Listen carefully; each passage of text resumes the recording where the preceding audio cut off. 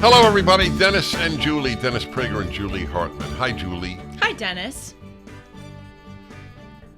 It's an odd opening. Hi, Julie.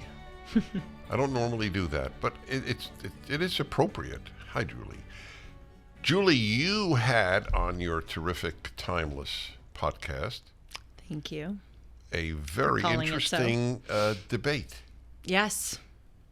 Yes, I did. I think we never before the show even talk about what we're going to discuss, but I did suggest to Dennis that maybe we would talk about this today because it was a big deal in my life and I think in the show to do that. So I interviewed a anti-surrogacy lobbyist on Timeless. That is what Dennis is referring to. And some of you may know this from listening to this show, but for those of you who don't, I was born from a surrogate mother. And there are... So explain to everybody. Yeah, exactly. Yeah. So there are two, to my knowledge, there may be a third category in today's world, I don't know, but there are two types of surrogate mothers. There are gestational surrogates, where the embryo is implanted into the surrogate. In other words, it is not her biological child. Another egg, another sperm form an embryo, and it's implanted into the woman, and the woman carries that child to term. That's the first category. And then the second category is a surrogate who's the egg donor. So she is the mother of the child. So simply, sperm is implanted in her. Right. Yes. It's obviously a far easier procedure. Right. But it's not, they're not in a relationship. It's not, they didn't, Right. It's right. Anonymous almost. Right. Yeah. I don't know how many, I wish I had asked this woman how many people fall into the second category. I would suspect that it's pretty rare now. Yeah. For a lot of different reasons, but that's just to say I am the child of a gestational surrogate. You are your parents, both your parents' biological offspring. Yes. And the situation that got my parents into the whole realm of surrogacy was that when my mom had my older sister Gina, who, as some of you know, has severe autism, she was unable to carry children after that. So she had my oldest sister, Harriet. But that had no relationship to your sister's condition. No. Right. It didn't. So this is purely curiosity. Right. You mentioned her condition as just an aside. It was not related to the issue. Yes, well, my mother had a really small uterus. It's really complicated, and it may have something to do with Gina's autism. Okay. All right. I was just curious. Yes, she was born prematurely. In other words, especially after the trauma of that birth. So it was better for all that another body be used to carry your mother's egg and your father's sperm. That's right. Because both of my sisters were premature. One of them ended up being autistic. They think because of the small uterus and the birth. So forgive me it's going to be very brief. Sure. But it's going to help your cause of your explaining what the debate was. To this brain, I don't even entertain what could possibly be morally, religiously, scientifically wrong with what happened. We wouldn't have you, but go ahead. It was so sweet on my Instagram. There were people who were commenting like, I'm so glad that you were born. I don't care how it happened. And that was really nice. Yeah. But it's very interesting you say that because as I have observed with you, many people who don't know you and who do not take the time to learn what you actually believe would make the argument, and I've heard this before from, my former classmates, well, Prager is probably a nuclear family absolutist. That, you would oppose adoption, you would oppose surrogacy. Little do they know that you have a child who you have two sons, but one of them is adopted. And here you just said that you do not see any moral or religious objection to surrogacy. Right. I want to say I'm often literal. I don't even understand the objection. Right. Well, I'll tell you what she said. And by the way, the best way to know what she said is to watch the episode. So I encourage everyone to go and watch it. And tell them how to do it because it's important. Yes. So here is Dennis and Julie. It's on the Julie Hartman YouTube page, and so it's in the video section, just as this episode is. And so that's setting the groundwork. I am the child of a gestational surrogate. Now, we live in a world today where... By the way, at what age did you know this? Oh, from the time that I was born. Well, you can't know everything from the time that you were born. But I have to give my parents so much credit. They never hid it from me. And in fact, they made it such... I say it's both a huge part of my life and not a huge part of my life. Because it's not something that I necessarily think about on a day-to-day basis. But growing up, my mom especially, I have to give her huge credit for this, would always talk about the miracle of that birth. And she would say that after she had Gina, because there's a big age difference between me and my two older sisters, 8 and 9 years respectively. And during those 8 years between Gina and Gina's birth and my birth, my mother was doing IVF. Then it was determined that she, because of her uterus and because of the previous births, it was not safe for her to have another child. And then they entered this realm of surrogacy, which was so hard for them. They moved to California in part because they were living in New Jersey, in part because California had more established surrogacy agencies. Yes, surrogacy was not legal in most states until like a decade or a decade and a half ago. When I was born, I think only like 2,000 babies in the United States had been born via surrogacy. My mom says when she would tell people about it, people would be like, what? What are you doing? It was so kind of out of the norm. Anyway, I just wanted to establish the situation my family was in, because there are people today like Kim Kardashian and Khloe Kardashian and other celebrities who choose to have children via surrogates, in large part because, and even they admit this, they don't want to go through the pregnancy for cosmetic reasons. By the way, I don't judge them for doing that. Whether it's that you can't have a child or you're doing it for your own reasons, I still think surrogacy should be allowed. But I want to establish that in my case, it wasn't that my mom didn't want to gain 50 pounds. It was that she wanted another child. She couldn't, and surrogacy was the way to do it. So I interviewed this woman, Jennifer Lau, on my show. She is the founder of the Bioethics and Culture Network. I believe that's what it's called. And within that, she has a campaign called Stop Surrogacy Now. And the whole genesis of this episode was that I was at the ARC conference with you in London, which is a conservative conference. And I was really surprised to meet a lot of people there who were anti-surrogacy lobbyists from all around the world, not just the United States, places like Hungary and France. And that surprised me, because especially that we were at a conservative conference, because I think of being pro-surrogacy as one of the most pro-life positions that you can take. But as I said on my show, instead of canceling these individuals and getting whiny and upset and feeling offended, I talked with them and I made friends with them, and they knew that I'm the child of a surrogate. And I had this woman on my show to demonstrate to people that it is possible to have respectful and mature disagreement on a very important issue. We often hear, as you know, that if you say that there are only two genders, you're allegedly threatening a trans person's existence. Here on my show, I had someone who literally is against the mechanism of my existence. Right. And I don't feel threatened. Right. I felt grateful that she was willing to talk with me. Well, that's why you're conservative. So exactly.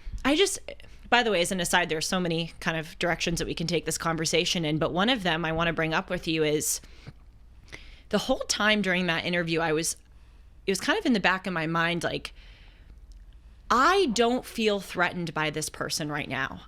I disagree with her. At times I passionately disagreed with her, but I never felt like she was, again, like this whole concept of threatening someone. An existential threat. Yeah, like right. And I kept thinking, what do... All right, so you got to clue me in. I'm sort of like, at the edge of my seat. Okay. What did she say? Do you know how rare this is for me not to be able to come up with the arguments of people I disagree with? It's a gift from God or nature or the way I'm built.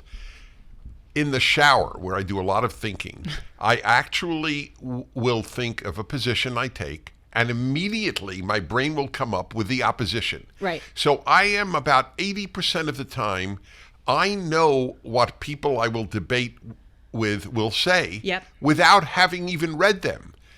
But in this case, I don't even I have no clue. In private, I asked you, was it religious, the opposition? Is it secular? Is it feminist? And I still don't understand. Okay, so let's go through it. Here are the arguments that we got to in the show.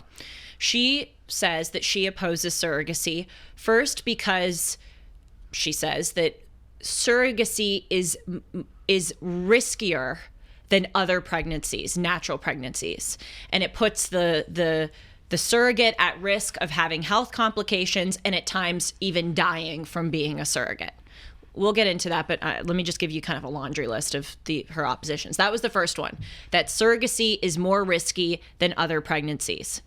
The second argument that she gave was that payment for pregnancy is coercive. She said no one would do this unless they were given money. Now, again, I have a lot of counter arguments to that, but I'm just going through them here. I'm biting my tongue. Go ahead. And then the third kind of big argument that she made was that, well, I asked her about, a lot of people get paid to do physical things that they wouldn't otherwise do without money. For instance, we watch people scale ropes on sides of buildings. Construction workers, would they do that if they weren't getting paid a sum of money? And I said, so why are those jobs acceptable to you? But did you say this to her? I did, yeah. What did she say? She said pregnancy is not a job. So that was sort of, I felt that she, again. Yeah, but she made it into a job because she said it was payment. You're responding to her argument. Her argument is that paying them is coercive. And you're saying paying anybody to do anything is coercive. Right. That's the nature of payment. Yeah. Who would do what they're doing for no money? Very few people. I think what she was saying, and again, I don't agree with her, and I don't quite understand what she meant, so I really want to encourage everyone to watch it because I also don't want to speak for her and perhaps misrepresent her argument. I'm just doing the best I can here from what I understood. But what she said was that pregnancy should not / is not a job.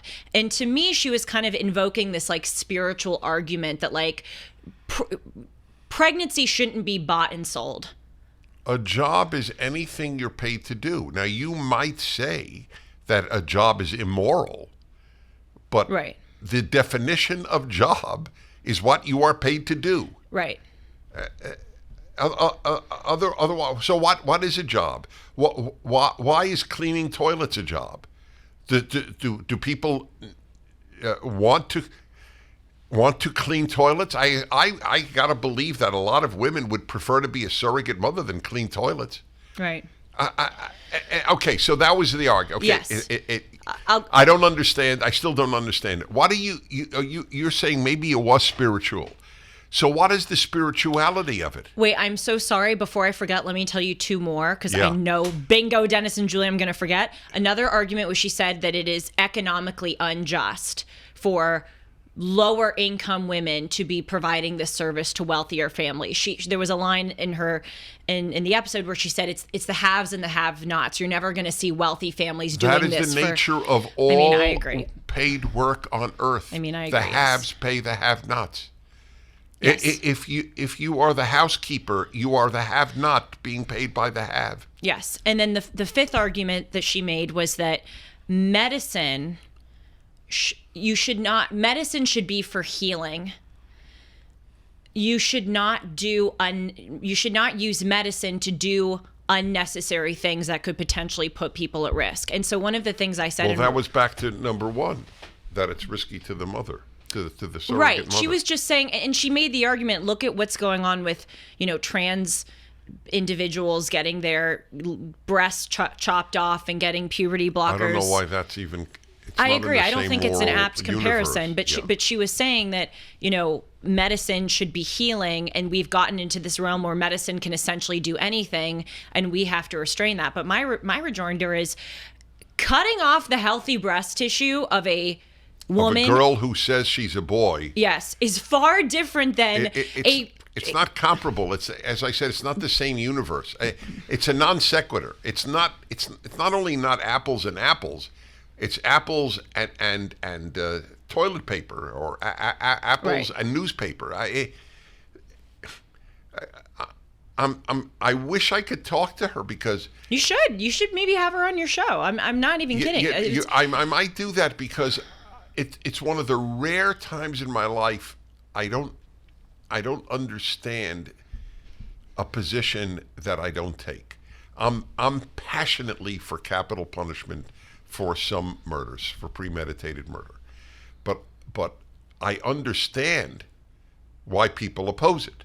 Right. Emotionally and morally and whatever other arguments they have, but this one, let's restate it. A healthy woman says, for X amount of dollars, I will help you, a couple, not only a couple, a married couple. So we'll remove all issues of religion. It's a married man and woman. I will help you, a married man and woman who want to have a child but can't because of the mother's physiology.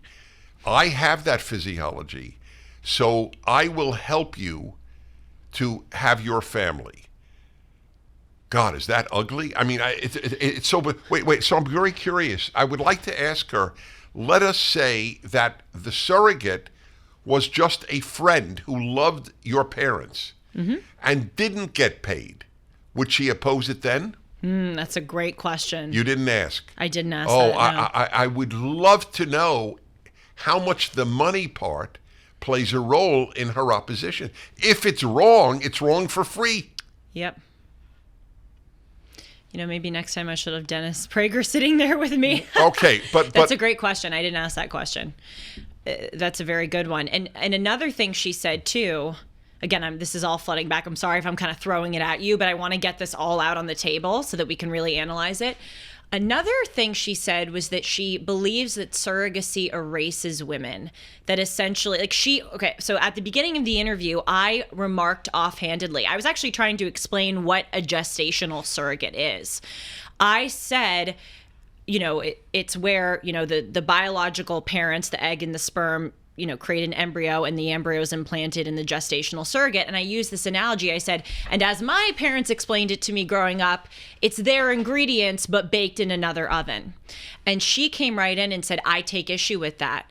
I think, women are not just ovens. Women, that reduces women to just, and pregnancy. So there was a feminist element. Yeah, there was. And she was saying that, in a lot of surrogacy cases, the surrogate provides the service, delivers the child, and then is forgotten about. And then she was pressing me, do you have a relationship with your surrogate? What, do you think of it? So anyway, putting all that aside, again, that was another argument she made, that it erases women and it just reduces them to just these containers. Yes. And she said something like, women are not ovens, women are not birthing people. And I'm sympathetic to the argument because we're seeing now these crazy terms like a woman is a birthing person or no. Yes, a woman is a birthing person. Well, yeah, right. That's right. And so I hear that argument, but as I said to her, first of all, when my parents used that baked in another oven analogy, I was like 5 years old. And that's how they were trying to explain to a 5-year-old how the surrogate. I'm not even, forgive me, I'm not 5, and I find that to be a perfectly apt phrase.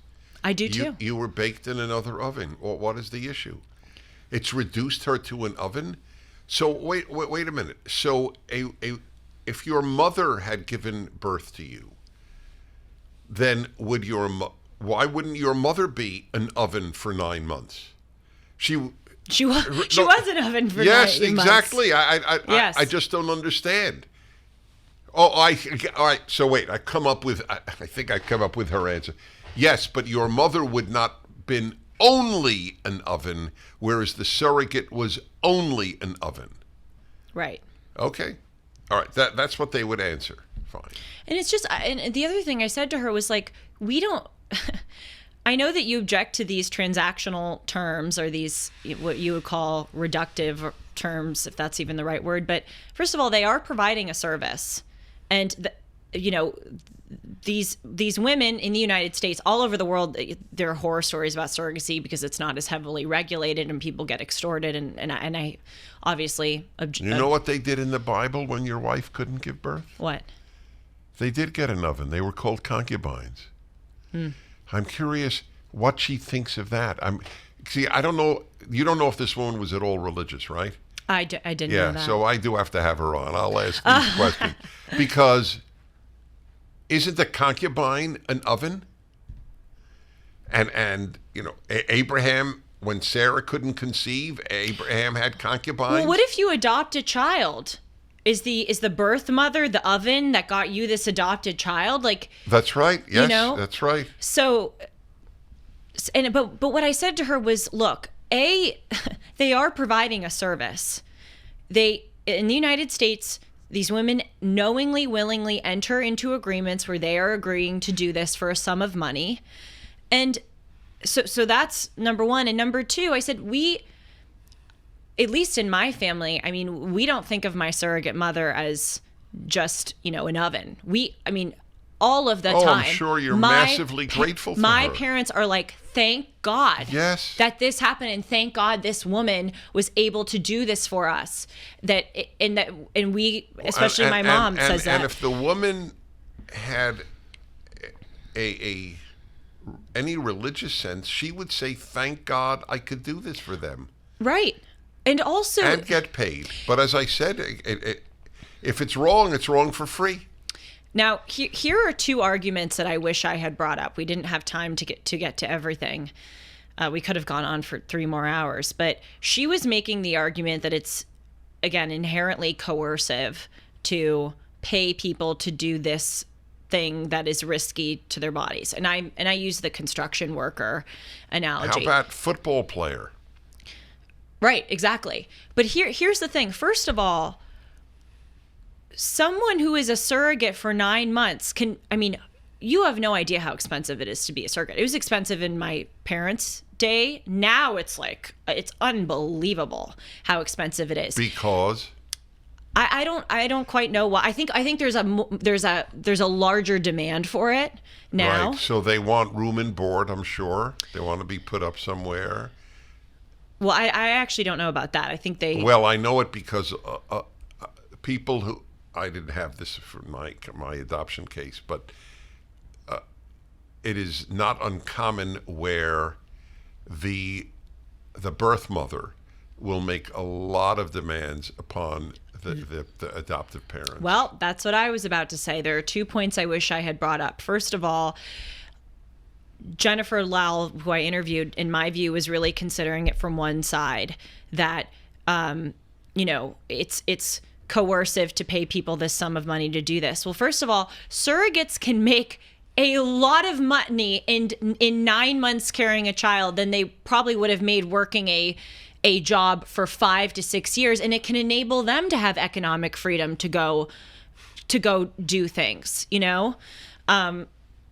I know situations of other families who've had surrogates, and the surrogate wants to, go to graduate school or wants to do XYZ, and the fact that they were a surrogate enabled them to do that. So that's the first thing that I don't think that she was considering. And the second thing, to your point, is that it's not just the surrogate who can get extorted. Parents can get extorted too. This Christmas, the new film from director George Clooney arrives. It's a rags to riches absolute crowd pleaser based on the #1 New York Times bestselling book, the inspirational true story about one of the most difficult sports in the world, and the 1936 University of Washington College rowing team that competed for gold at the Summer Games in Berlin. This will inspire you. This team rowed out of need to eat, need to sleep. And it gave them an edge that captures the power of working together to overcome odds while rowing for America. They don't make movies like this anymore, and it's filled with wholesome content that makes it the ideal multi-generational movie for the holidays. Joel Edgerton and Callum Turner star in this exciting and incredible story of courage, hard work, and determination, showcasing America at its best. Believe in each other. Believe in the impossible. Boys in the Boat. Opens Christmas Day in theaters only. Get tickets now, boysintheboatmovie.com. The second thing, to your point, is that it's not just the surrogate who can get extorted. Parents can get extorted too. Or it's not just... Well, how is the surrogate ever extorted? Well... You mean, I guess, abused or yes, financially like abused? Financially, used, yes. Okay, right. Trust me. No, it's much more likely for the parents, of course. I know a lot of stories. If you want me to continue with this, yep, you put me up at yep. at the finest hotel in Beverly Hills. Yep, and they have your child. They have you hostage, and you have to do it. And there are stories. I read them online. I hear about them in my own life. You're not tempted. I've not gone through this, but I'm just thinking, when you know that a woman is carrying your baby, you're not going to easily say, "Oh, you know what?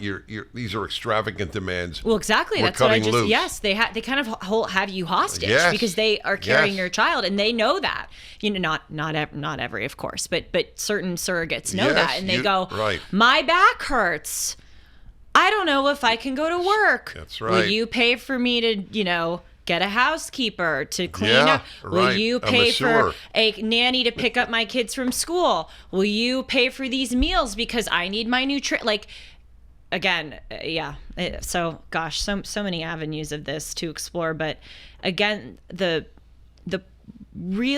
thing that I wanted to show was how possible it is to maturely and respectfully disagree on a very personal issue. No, I salute you for that. And that I was not threatened. And by the way, there were times where she got personal in a way that kind of surprised me, where she said, I find it to be interesting, because she was asking me personal questions about my surrogate, my relationship with my surrogate mother, how much money my parents paid her. And I said, I do not feel comfortable sharing those details because... Well, yeah, that's the one area you and I differ. Because when you told me that, forgive me, I know I'm interrupting. It's okay. And I knew you'd say it's okay, but it may not be. I also think it's a bingo card, But it doesn't matter. I don't want to let that point be lost.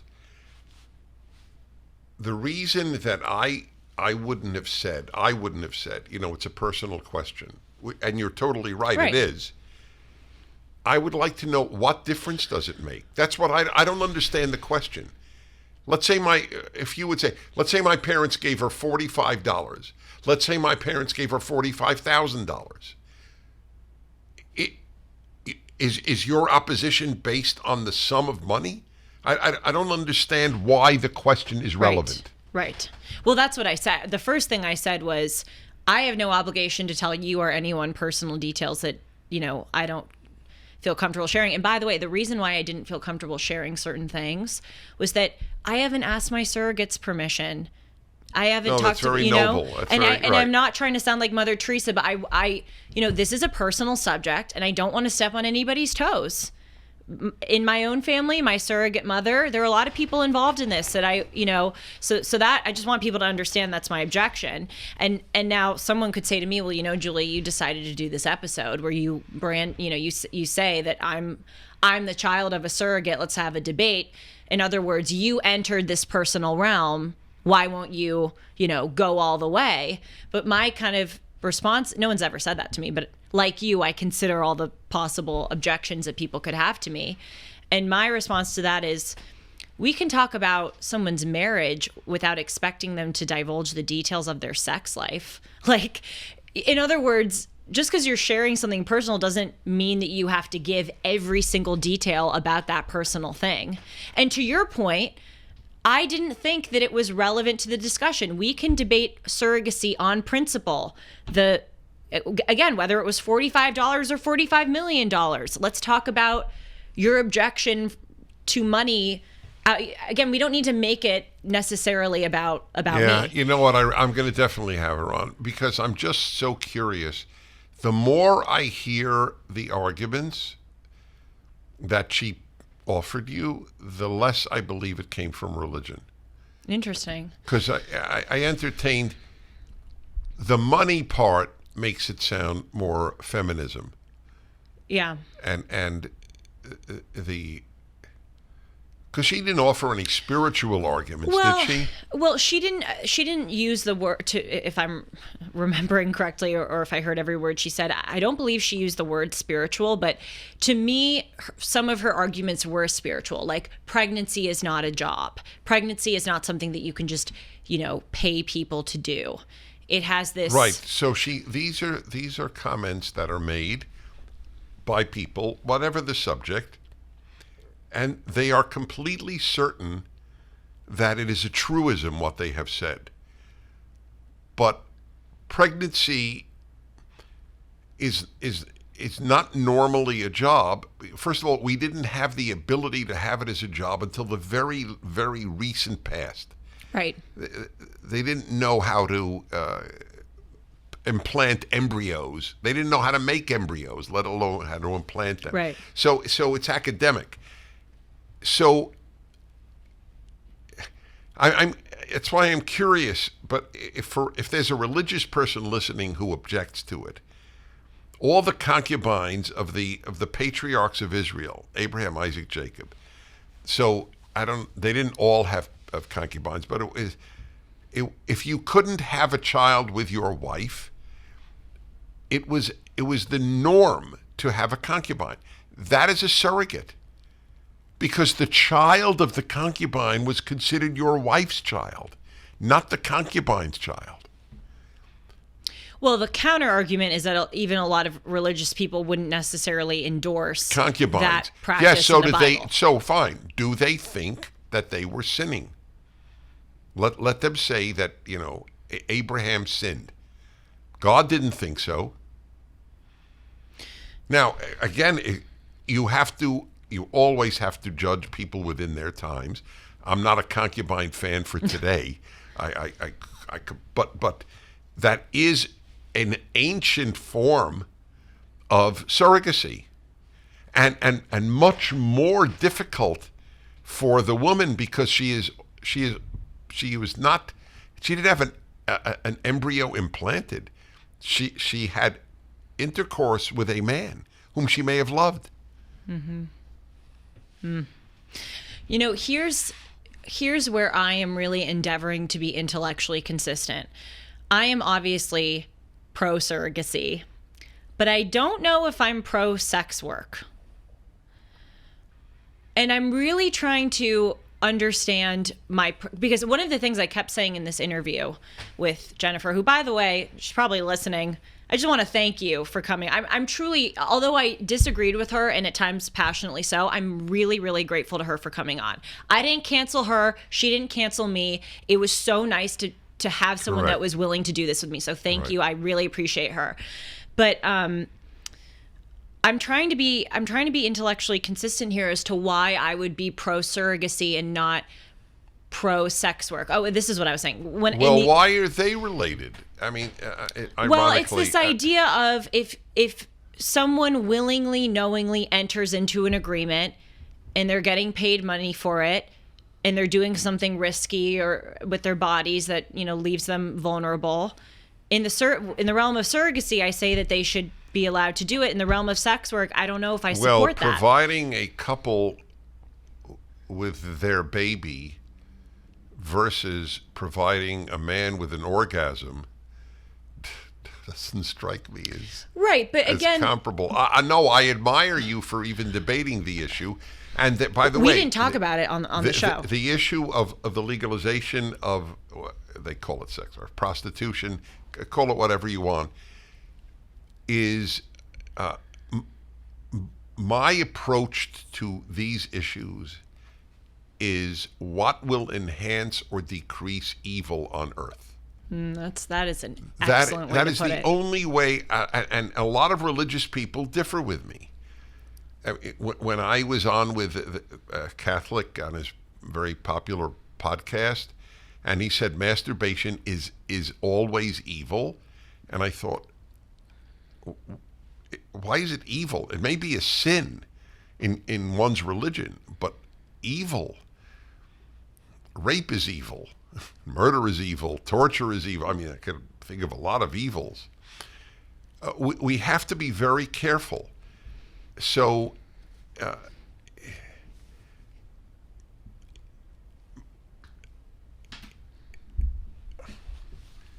There, I'm against legalizing prostitution, but I don't dismiss arguments that if we regulate it, far fewer trafficked women will be involved in it. See, that's what I meant by evil. Trafficking is evil. Prostitution is sinful. They're not the same. Why is it sinful? Because we who have religious standards for the act of sex believe that it should be ideally within the marital bedroom. That's why. Just as any non-marital sex for Judaism and Christianity is in the realm of sin. But look, when we just read in the weekly portion in Jewish synagogues this past week about an amazing story of Judah sleeping with his daughter-in-law, who he didn't know was a daughter-in-law, but she wanted a child from his family, and she was owed it under the levirate law, which I won't even bother explaining. And Judah, after whom Jew is named, Yehudah is Judah, Yehudi is Jew. I mean, it's and from whom. Listen to this, is the ultimate. From the relationship, from the sexual act between Judah and his daughter-in-law Tamar, who dressed up as a prostitute, and he didn't know it was her, and the descendants of the descendant of that child will be King David, and the messianic line, both for Jews and Christians, because Jesus is frequently said son of David. Do you understand what I'm saying? I do. The product of an act of prostitution really is produces the Messiah for Jews and Christians. So before what do you think people, the point of that is? I'll give you another one, and then I will tell you what I think the point is. That it was a Canaanite prostitute who enabled the Israelites to enter Canaan successfully. She put up the spies. She hid the spies, the Israelite spies. It was a prostitute, and as I say in speeches to religious groups, God could have picked a Canaanite accountant, a Canaanite nurse, Canaanite teacher. He picked a Canaanite prostitute. Why? Okay, this is where I am in no man's land, but I sleep well because I say what I believe. And I believe that both traditional Judaism and traditional Christianity went overboard on the issue of sexual sin. Wait, okay, but I'm trying to relate this to what we were just saying. These are sins, but I think that God doesn't consider them as awful as many religious Jews and Christians do. That's my point. So relating this to this, I guess, debate I have in my head, is it intellectually consistent for me to be pro-surrogacy but anti-prostitution? Okay, from a secular standpoint, it's tough, but they're still not related. I mean, even a secular person, no secular person is going to say implanting an embryo to produce a child for a couple is identical to a woman sleeping with man after man. Right. Nobody. You don't have to be religious to see that they're not related. And also, if I may cut in, but I do want to go back to this Canaanite prostitute. The reason too why I oppose prostitution is I think there is way more room for women to be exploited and abused and violently harmed being prostitutes than they are being surrogates. Right, which is an argument that the legalization of prostitution people make. Now we can prevent much better Right. women from being abused and raped and beaten by pimps.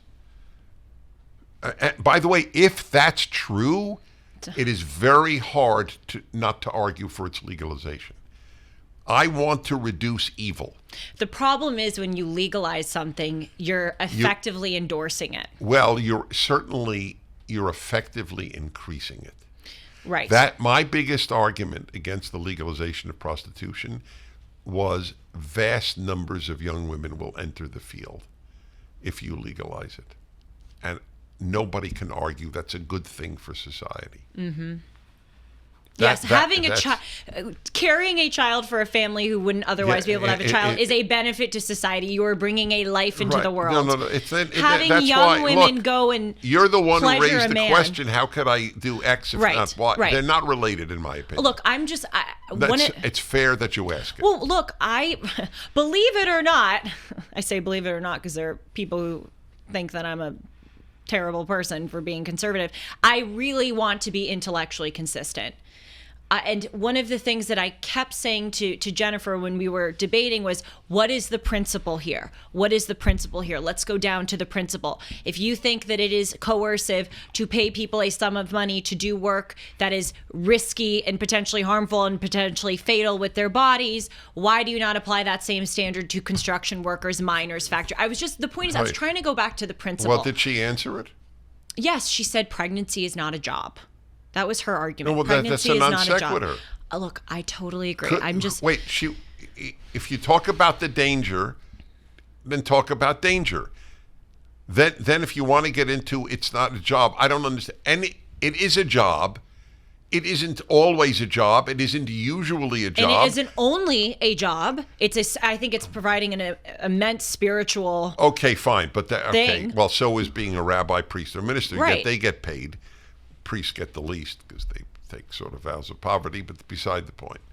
I mean, but I'm trying to go back to the principle here of, okay, why am I pro surrogacy? But at least now and I think I say at least now because I'm willing to have my mind changed, but I don't know if it will. I'm anti-prostitution, and it goes back to the argument that you so well articulated about elevating good and diminishing evil. Mm-hmm. And also, I really, again, believe that there is far more room for exploitation with even when it's regulated.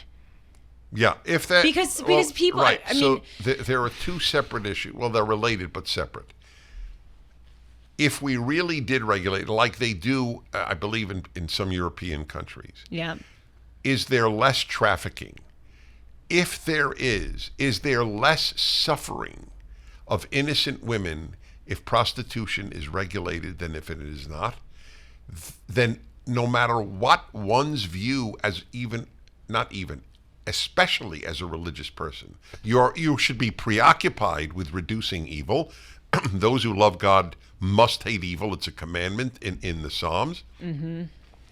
If you love God, you must hate evil. Okay, so... And not every sin is evil. In Judaism, it's a sin to eat pork products. No Jew would say it's evil to eat a pork product. They'd say it's a sin for a Jew, obviously, not for a non-Jew. So, look, it's been my experience in life. Most people, religious or secular, do think with their hearts, think with their emotions. Yeah. And it's very hard to combat that. By the way, just for the record, since I know how everything I say gets amplified, I totally differ with the man who said masturbation is always evil. That is not the same as defending pornography. I just want to say, for the record again, I wish all pornography disappeared. But if all pornography disappeared, all masturbation would still not disappear. There was masturbation prior to pornography, and there will be masturbation post-pornography. They're not the same issue. But and especially young men's preoccupation with it and how they're introduced to sex via pornography. My generation had Playboy. Playboy was not. It's like that's erotica. God gave us the gift of reason. He didn't give it to animals. If you don't use reason and you're a religious person, you are rejecting God's gift. That's how I look at it. Well, so you said a few minutes ago that if you take a religious view of sex, then you'll oppose prostitution. Yes, well, you'll oppose any non-marital sex. Right. So then, again, I want to apply the religious standard to surrogacy. Why does a religious worldview tell you that prostitution is not acceptable, but a religious worldview would, in your view, tell you that surrogacy is? Well, you're not having sex with the woman. There's no sex involved with the surrogate woman. Right. Well, so I don't even mean with regard to sex. I mean, I'm sort of asking the question for listeners who may not know a lot about what religion says and think like, oh, well, committed Christians. I don't know why religion would oppose. Let me tell you what they would think. I know these arguments so well. Okay. People would say, well, don't Christians believe that, it should be a mother and father, and the mother and father's biological children, and the mother should bear. Ironically, okay, wait. And the mother, like they think that someone like you, a committed Jew or a very religious Christian, is a nuclear family absolutist. Mother, father, biological kids, mother, parent. You can be a mother, father absolutist and still be okay with surrogacy.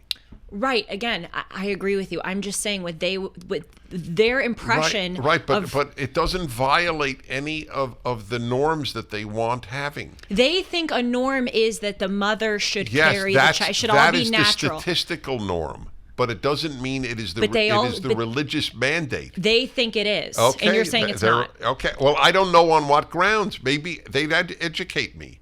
I'd like to know on what biblical grounds you would say that it is a sin and should be avoided. A married couple, the woman cannot, for physiological reasons, carry a child. You would not have the child carried by another woman. Maybe there are religious arguments that I'm not aware of. I fully acknowledge that. But I'm not aware of them as of this moment. Well, as you also said, and it's a very powerful thing, that there are examples literally from the first, well, not the first family, Adam and Eve, it's the first family. See, I want to get my biblical families right. There's Adam and Eve, Cain and Abel, and then there's Abraham and Sarah.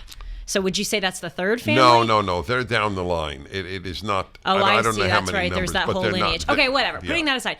Within the first 7 chapters of the first book of the Bible, we are presented with a family, the patriarch, Abraham, whose wife is unable to bear children. And to your point, he takes a concubine, Hagar, to have Ishmael. See, I read the Bible. Do. I read your commentary. I'm just bragging at this point. But I'm so proud that I know it. And obviously, that's not to say that all religious people endorse concubines. But the point is, religion literally from the first patriarch has a situation where a married couple cannot bear children and they have to seek an alternative. That is the point. Mm-hmm. And so 3,000 years ago, it was a concubine. Today, the alternative is a surrogate who knowingly, willingly enters into an agreement, and it's regulated and it's not taking a prostitute. And it doesn't involve your husband having intercourse with another woman. Yes, we've elevated that. You would think religion would be thrilled with it. That's right. That's exactly right. We've taken the Abraham, Sarah, Hagar situation and made it better because the married man is not having relations with anyone else but his wife, and the person is not a prostitute. They are someone who knowingly and willingly enters into this agreement. There are many good reasons to buy gold and silver. Bank failures, digital currency volatility, emerging market countries trying to topple the dollar as a global reserve currency. Julie Hartman here for AmFed Coin and Bullion, Dennis's choice for buying precious metals. If you ask AmFed owner Nick Grovich to simplify the case for precious metals, he'll tell you when President Roosevelt recalled the gold in circulation and paid people with paper money, they received a $20 bill for a $20 gold piece. Today, that $20 bill won't even fill half of your gas tank, but the gold piece is worth about $2,000. Which would you rather own? Now, let's simplify the reasons to use AmFed coin and bullion. Nick's been in this industry for over 42 years, and he's proud of providing transparency and fair pricing to build trusted relationships. If you're interested in buying or selling, call Nick and his team at AmFed Coin and Bullion, 1-800-221-7694, AmericanFederal.com, AmericanFederal.com. They are someone who knowingly and willingly enters into this agreement. Right. Thus far, that's why I say all the arguments seem answered. The one of it's dangerous. I mean, unless, again, I'm just ignorant, which could be. It's not an area I've researched much of, but unless I'm ignorant, being an NFL player is much more dangerous than being a surrogate mother. I mean, any pregnancy could go wrong. Right. And also, that going in. Again, we kind of went back and forth because I said to her, you have not presented me with sufficient data that indicates that this is widespread enough to call off the whole practice of surrogacy. Because again, we have to do a cost-benefit analysis. Every time you get into a car, you are risking that you may crash the car, kill yourself, and kill another person, or become a quadriplegic, or have something bad happen to you. But the reason why we still get into cars is because far more people drive safely and get to their destination and don't die or become a quadriplegic. Yes. So we have to apply that same standard. And I said to her, you have not presented me with sufficient evidence to indicate that these horror stories are so rampant that we need to call the whole thing into question. And second of all, even if it is the case that surrogacy carries immense risk of profound personal injury, that person is knowing that, hopefully, so I'll tell you, going into that agreement. In light of this issue, here's an interesting one. I don't think the prostitution one is related. Wait, I'm sorry. Can I pause for one second? Oh, yeah. I'm so sorry. I never mean to interrupt, but I want to make something clear. Okay. Because I said hopefully. I want surrogates to have fully informed consent about what they are getting into. I want to make that really clear. And so if it is the case in America that surrogates are not given the full story, the full data on what they're going through, I oppose that. But assuming that they are given every study that indicates that they maybe suffer personal injury, they know that they enter into that agreement knowing the risk. Just as when you jump out of an airplane, you are knowing that you're entering into something risky. I want to make that clear because the informed consent thing is an issue that I care a lot about and I fully support. So sorry. Go ahead, Dennis. No, I forgot the point. I knew that would happen, but yes. I knew I was going to get nailed if I didn't clarify. I'm really sorry. I hate doing that. All right. So Sean is telling. Oh my God, I feel awful. So don't worry about it. So Sean was telling me that one of her arguments is that doctors, they need to what? They shouldn't do things that are not necessary. So then should any doctor perform cosmetic surgery? Well, that's what I said. Oh, she said that they should not? Okay, well, people... I think she said that she's okay with plastic surgery. Okay.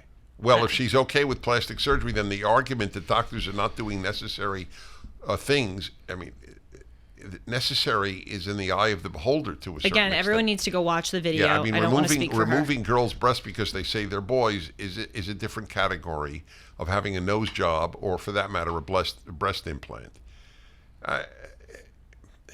All of my life, I have witnessed moral non-clarity. That is the great bane of the human existence, the lack of clarity on moral issues. People fight fights that are not necessary to be fought, and they don't fight the fights that are necessary to be fought. It's like I wrote a column a few years ago during the riots of 2020 and the tearing down of all these monuments. What was it? I think the title was "The Left Fights Monuments, the Right Fights Evil." Well, No, it's just... I'm so afraid of interrupting you after what happened. I'm so sorry. And I of you. It's fine. It's not an issue. I mean, it's just, we're both passionate.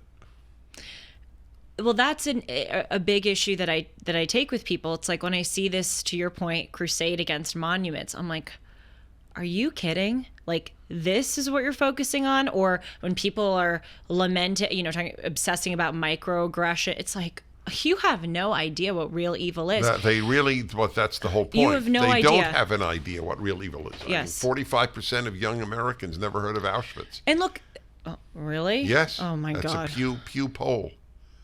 Oh God.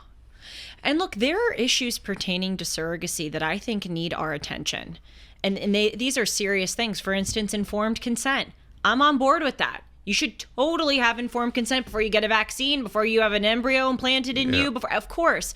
Also, before you get an abortion, you should have informed consent. Exactly. Very, very good example to bring up. And there are also other issues. We got to this at the end of the interview, where there are stories of families who, for example, implant 3 embryos into a gestational surrogate, hoping that one of them will take. I mean, in my case, that my parents implanted, I forget how many, but one of them took, and you're looking at the one that took. But in some cases, all 3 will take, or 2 will take. And then parents are in the situation where their surrogate is carrying triplets. Well, for those who believe that human life starts in the embryonic stage, that's also a problem, because what happened to the ones that didn't take? Right. They're not kept. I assume they're destroyed. Well, there are situations where the 3 embryos do take, and then I think this is rare, but nevertheless, these situations exist where the parent then says, well, we don't want triplets, abort one. Really? Situations like that have occurred. How do they decide? They flip a coin? That's the whole question. And also, not just flip a coin, is it the surrogate's body her choice, or is it the parent's contract their choice? If they want to... Now that's a fair moral question. And so, of course, my point is this. There are many moral questions in this issue that I will be the first one to say we've got to look at. But I think the thing that I objected to respectfully with Jennifer is, if you're railing against informed consent, if you're railing against some of these moral issues with surrogacy, I hear you. But to oppose the whole practice, like in the case of me, with my parents wanting another child, this lovely woman who was willing to help us do it, we walked away happy, she walked away happy. Like, why would you oppose that? That's the question I have. I don't understand. And she asked me at one point in the interview, which honestly I thought was kind of anyway, I don't know if I would have ever really said that to someone. She's like, well, what would your opinion of surrogacy be if you and your surrogate mother had died? And I'm like, but we didn't. But we didn't die. Well, I'm here talking to you. Like, right. Anyway, it's a good episode. Thank you to Jennifer.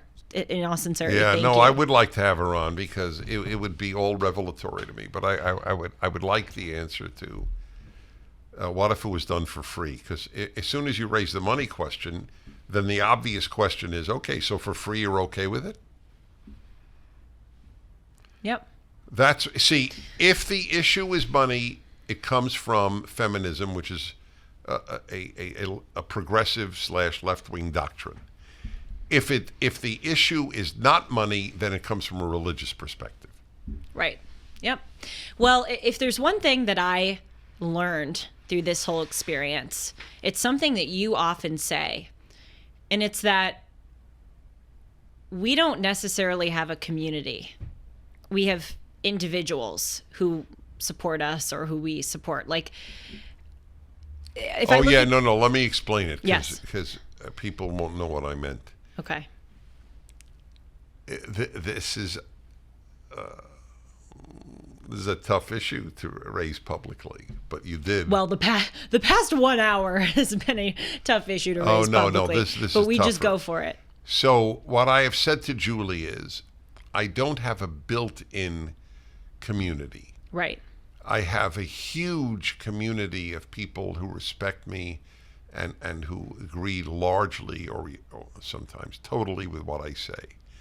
But it's not built in. Like, if you know somebody is a Jew, and I'm a Jew, you hardly think, oh, they're going to automatically agree with Dennis.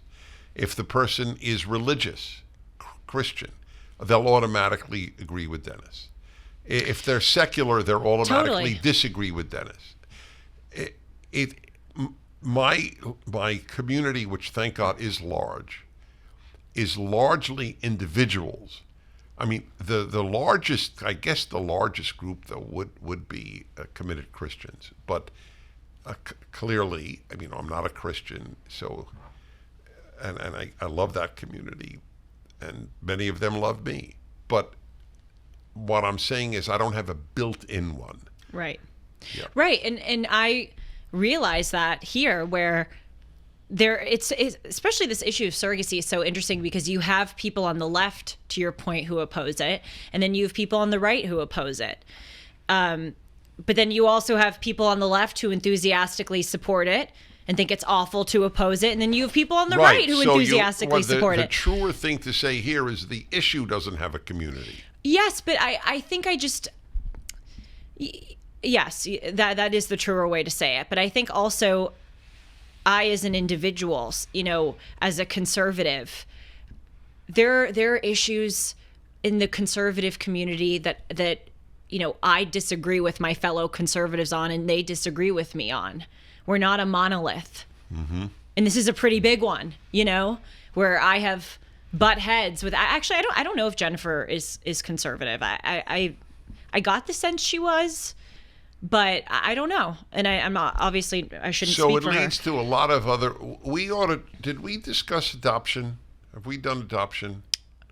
I think a little bit, but not in a long time. Yeah. I did Blood versus Love and Values.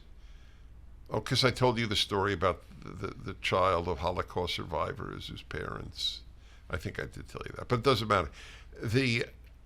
It's a fascinating issue. Here is an example. You'll find this fascinating because you're not involved in adoption. I'm not involved in surrogacy. You're involved in surrogacy. I'm involved in adoption. So I have followed the issues with adoption avidly.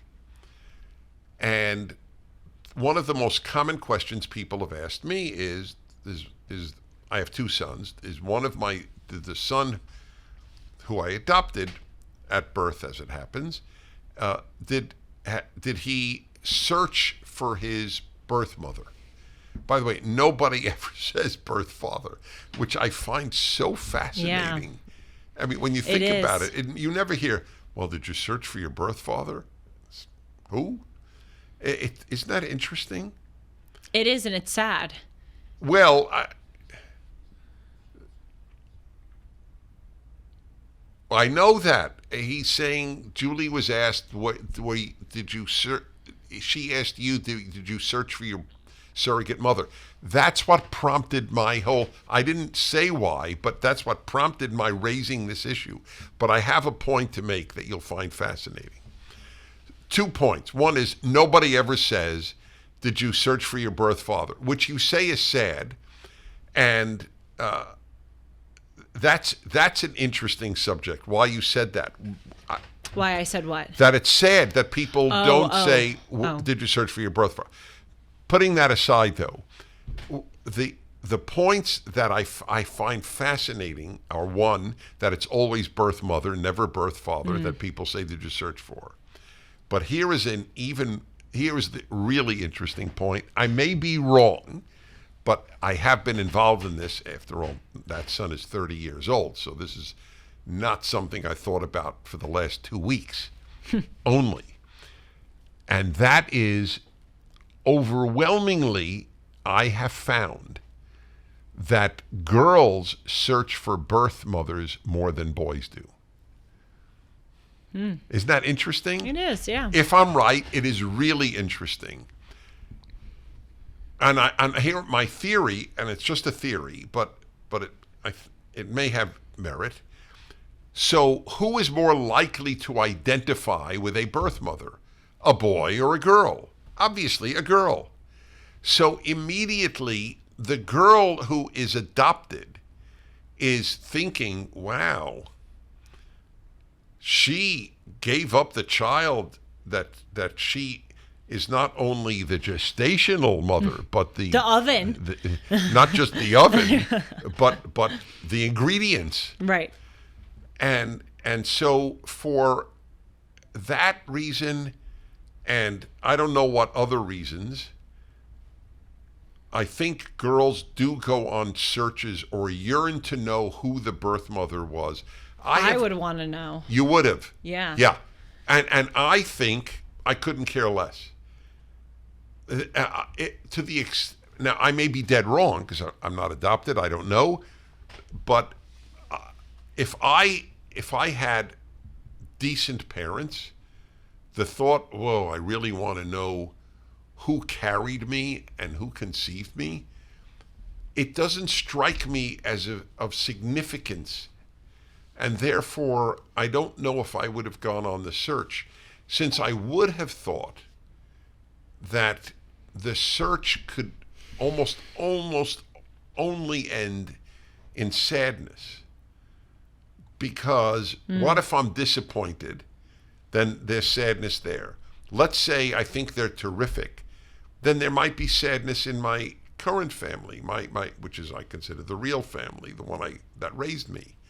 And then it, but I may be wrong on that. There may be examples of everybody's thrilled, and I do believe that. It may well happen. You go on a search, you meet fantastic people, you bond with them, but I just thought you would find it of interest. Yeah, it is. It definitely that girls, is. I think, generally are much more interested in the birth mother. Neither is interested in the birth father, generally. MyPillow is excited to bring you their biggest bedding sale ever, just in time for Christmas. Get the Giza Dream bed sheets for as low as $29.98. A set of pillowcases for only $9.98. Rejuvenate your bed with a MyPillow mattress topper for as low as $99.99. They also have blankets in a variety of sizes, colors, and styles. They even have blankets for your pets. Get duvets, quilts, down comforters, body pillows, bolster pillows, and so much more, all with the biggest discounts ever. They're also extending their money-back guarantee for Christmas until March 1st, 2024, making them the perfect gifts for your friends, your family, and everyone you know. So go to MyPillow.com and use the promo code Prager or call 1-800-761-6302 and you'll get big discounts on all MyPillow bedding products, including the Giza Dream bed sheets for as low as $29.98, and get all your shopping done now while quantities last. See, I find that to be sad because I think that it kind of enforces this whole idea of fatherlessness, that it saddles the responsibility all on the mother. You know, like we think of fathers as just the sperm. Yes, that's correct, but that is not why I think. That's not what is animating. No. I don't think that's what's animating. What do you think is animating? I don't know. I need to. Oh, I do. Okay. People think it's important who carried you. Well, yes. That if the father carried, they would want to know who the birth father was. Right. It's a different universe, but I'm just saying. Well, I think they want to know who they biologically are. Well, they're biologically just as much the father. Right. But they're not. That's not what is their primary interest. My son did meet his birth mother. He has never evinced particular interest in meeting the birth father. Yeah. No. And by the way, he wasn't even crazed to meet the birth mother. He just did, and I don't blame people for having more of an interest in meeting their birth mother than their birth father. I mean, that's their own personal desires, and I'm not going to judge that. No, I'm not judging it. I know you're not. No. And neither am I. I'm trying to explain it, and it's not easy. Right. I just think in general, it's sad that we don't consider. I get why there's more of an emphasis on mothers because they are the carriers. They're the ovens. Yes. I'm going to use that one till the cows come home. But wait, hold on. Sean has a comment from the other side. Yes. Mothers are more likely to seek out the adopted child. That's true. That's right. You're right. Because they carried it. It's the carrying.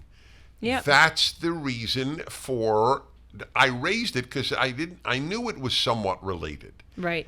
And carrying is in the human emotion a big deal.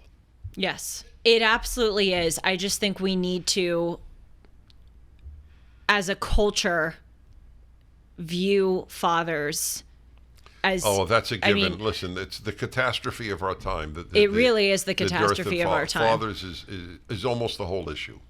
It really... Well, Larry Elder, when I interviewed him on my show when he was running for president, he recently suspended his campaign, but he said that... I asked him what is the most important issue in America right now? And he said fatherlessness.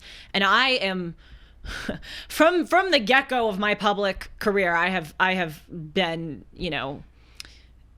very loud about this issue because it is a huge issue. But it kind of surprised me that that's what he said was the biggest issue in the country. But I think he's right. I don't think that was I'm so not taking crazy. Issue with it. Yeah, no, I'm certainly not taking issue. It's just more surprising. My favorite question to ask passionate proponents of gun legislation. Yep. One question, and it's not even to argue with them. It's just to try to establish where we might differ in a non-aggressive way, non-argumentative way. If you could have one or the other, which do you think would reduce gun violence more? More gun laws or more fathers? I know which one I'd say.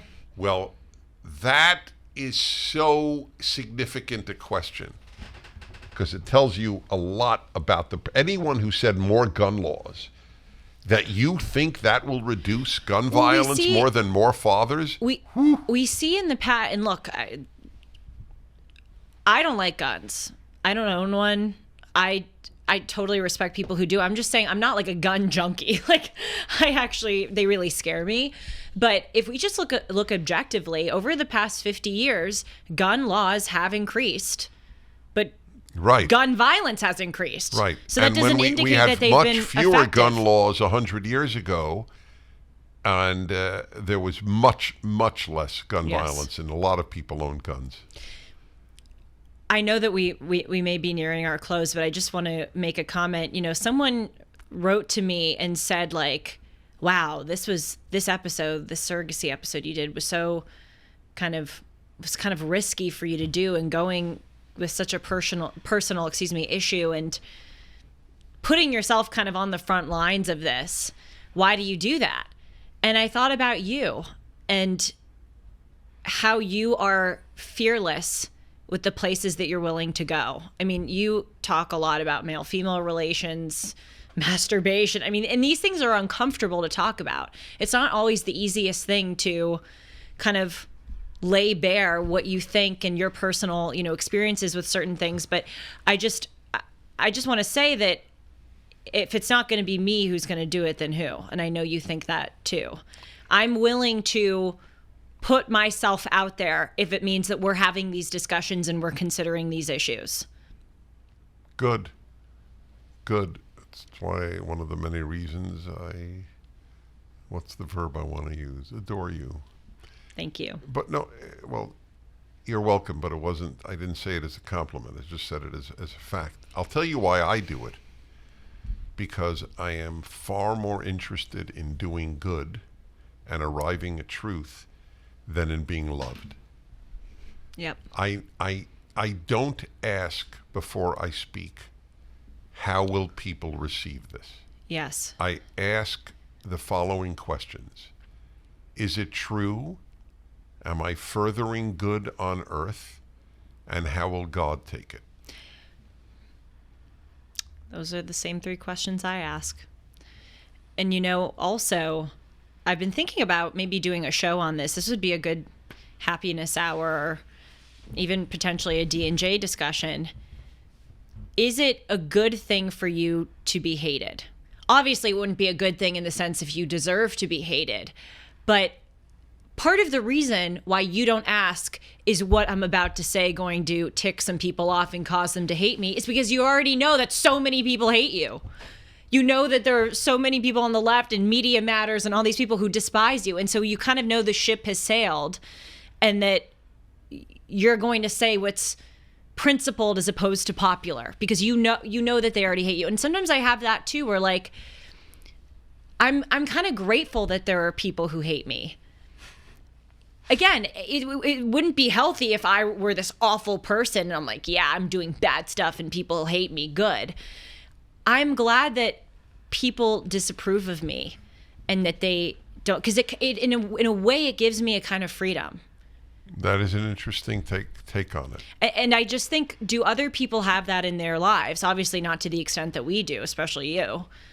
But as you ask, is having a happy childhood necessarily a good thing? Is having a sterling reputation and being beloved by everyone necessarily a good thing? I don't think so. That's right. I've gotten stronger right. and more principled and more comfortable with myself because people have come at me. That's right.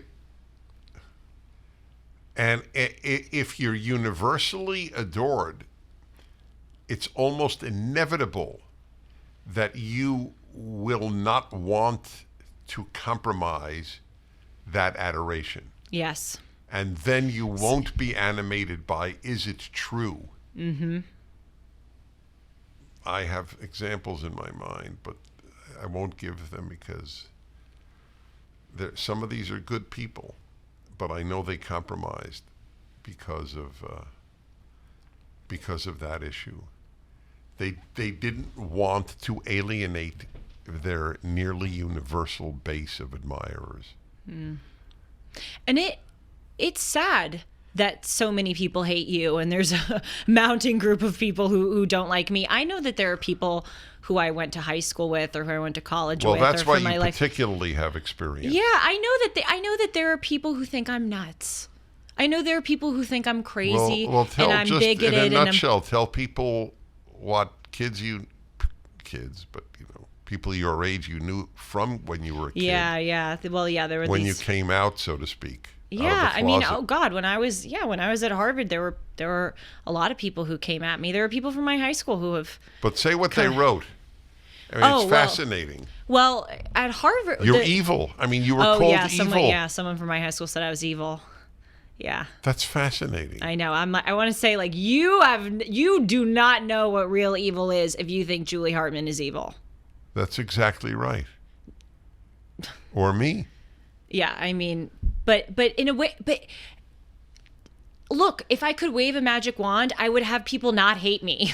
Yeah, but it's strangely liberating to have people hate you. It's like, okay, screw you. You hate me? Well, fine. Yes. I'm going to keep going. And also, it is not possible on this earth to do good and be universally loved. It is not possible. That's true. And if you have a kind of biblical view of things, you're going to be hated if you're doing good. That's right. Because there is evil in the world, and that's right. By definition, that's right. Evil tries to seep in and swarm around goodness. If I'm told at a funeral so and so had no enemies, I think, well. Then they did. Like, were they ever bold? Were they ever? Yeah, exactly. It's not a compliment.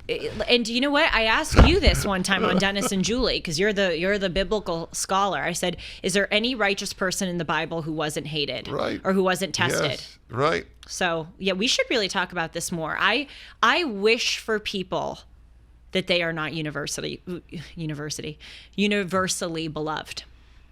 You got it. Are we?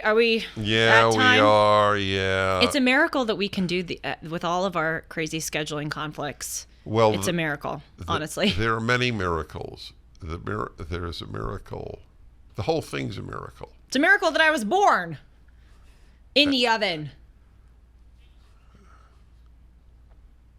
What did he say? He said it's time to tell Julie to tell everybody about our Instagram and other accounts. All right.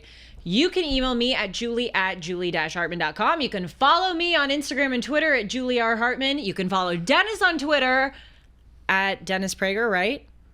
Yes, of course. And on Instagram at But primarily DennisPrager.com. Yes. Shabbat shalom, everyone. Oh, sorry, not Shabbat Shalom. Shalom.